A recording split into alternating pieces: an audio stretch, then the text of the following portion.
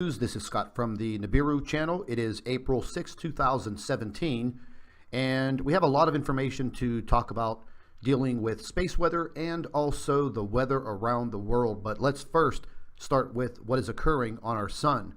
Now, we touched on this a little bit yesterday whenever we were speaking with our physicist pertaining to all of the coronal holes and the damage to the sun and the danger that this creates to our planet. Now, over the last 48 hours, we've been watching the coronal holes opening up on the sun, and if you just follow my cursor, once again, we can see a very large coronal hole in the northern hemisphere of the sun. It is actually breaking through and moving towards the center of the sun. This is not completely open, however, we do have a very, very large coronal hole, once again, in the southern hemisphere of the sun. And ladies and gentlemen, the reason why we look at this information, and I want you to pay very close attention to this, is because this is where the solar wind and these very highly charged particles come from, and this is what exactly impacts our Earth. Now, taking a look at our magnetosphere, this is our protection from the solar wind. As you can see, we are being buffeted by these highly charged particles, and this is going to continue probably for the next 5 to 7 days. Will it get a little bit better? Probably, but what we've been seeing over the course of the last year is just a constant coronal hole opening that comes around the sun and it eventually faces the Earth. Now, what you're seeing right now, you're seeing some medium to high density particles that are impacting our magnetosphere. However, it doesn't look like it did 3 weeks ago whenever we had a complete collapse of our magnetosphere. Now, looking at the solar winds, something that is quite alarming, and I've mentioned this before, if you follow my cursor right here in the front, now this is where the solar winds are impacting the Earth. If you take a look at the length of these black arrows, these arrows actually signify the strength of the solar wind. The stronger the solar wind, the longer these arrows will be. Now, you do see some of these arrows right here behind the Earth that are actually reversing themselves, and this is bringing more radiation into the area of our planet. Now, taking a look at the radiation, you can see in the dark red, yes, that is bad. That's very bad. Even the yellow that is encompassing the entire Earth, this is also very bad. And we've been seeing this on and off for quite a while now. And again, ladies and gentlemen, if you're going to be spending any amount of time outside, I would definitely have some form of protection, possibly thin, long sleeve shirts, maybe a hat, but there's really not much you can do. You can't live a sheltered life inside. Everybody needs to work. You need to go outside. But, I myself, I've been wearing thin, long sleeve shirts, a hat, definitely sunglasses. Once again, the UV is off the chart, and there's not much we can do about it, but just protect ourselves. And dealing with all of this, the solar winds, these highly charged particles bombarding the Earth, well, naturally, moving into the earthquake chart, this is an up-to-date earthquake map, and you can see just scattered everywhere around the globe. And ladies and gentlemen, not all of the earthquakes are listed on this particular map. We actually have to go to several different internet sites to pick up all of the earthquakes, and we've seen an uptick in the magnitude of these earthquakes. Now, a lot of them were ranging in the high 3 and 4 magnitude. Now we're starting to see a major uptick into the magnitude of 5 and even 6. We had a very strange earthquake last week in Botswana, Africa, South Africa. Very, very rare for them to have any earthquakes at all, but they had a very large one. And right before that, they had a magnitude 5.2 in Johannesburg. So if you do live in any of these areas, I do ask that you just start to make some type of preparedness plan so you do not get caught off guard.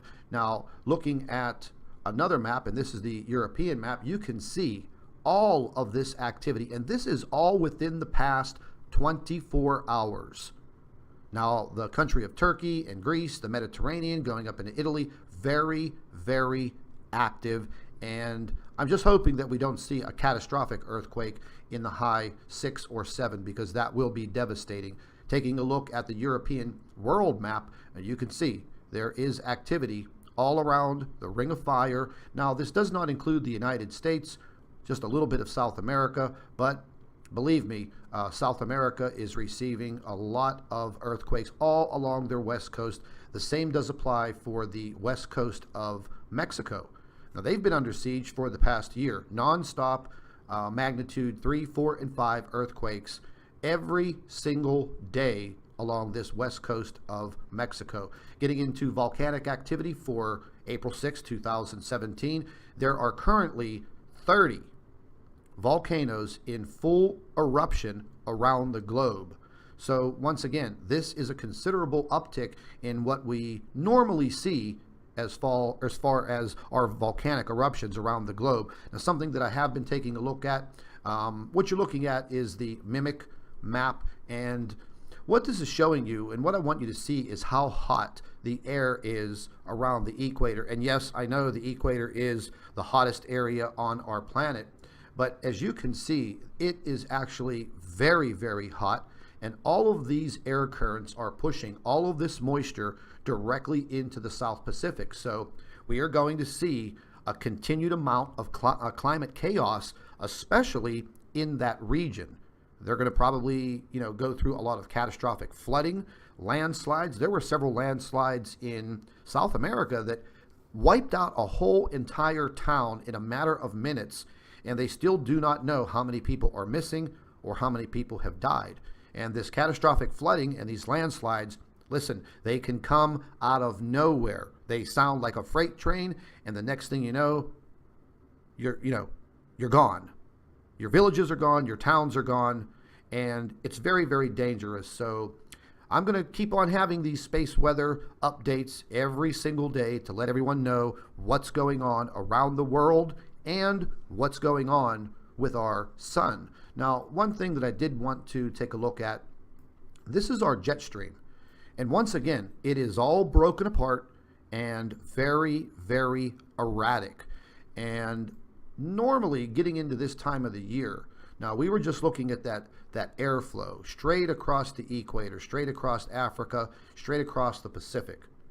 Now, normally these weather patterns that start around this time of year, they'll usually roll right off of Africa and start coming up into the Atlantic Ocean and the Gulf of Mexico. This is where all of the hurricanes come from that impact the east coast of the United States and the Caribbean.